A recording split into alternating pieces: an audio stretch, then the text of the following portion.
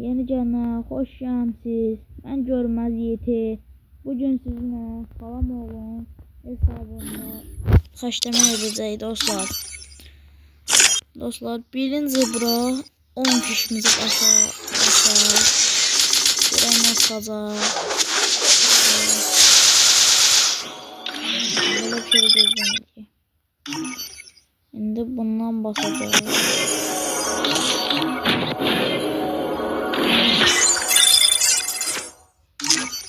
Gaga bir de 50 abone az kalır. Ben tam abone olsun. Gelmem lazım. Şu albüm basma olur. Bir yana da bundan basalım.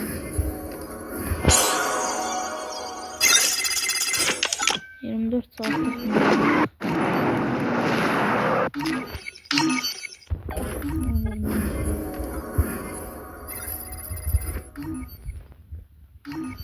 Buna basmağa ihtiyaç yoktur.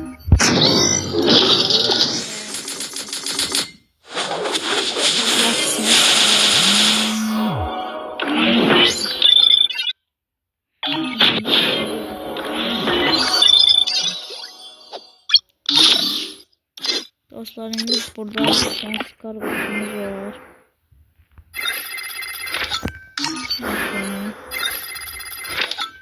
Başka kaçlayacağımız bundan gözüm nana bundan 5 tane oldu biri. Buradan başka ne alınabilir?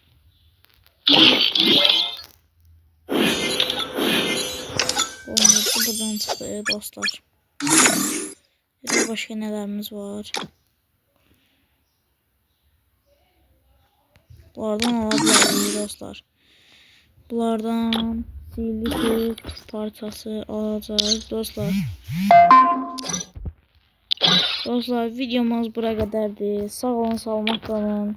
Dostlar sevilirsiniz, yüreksiz dostlar.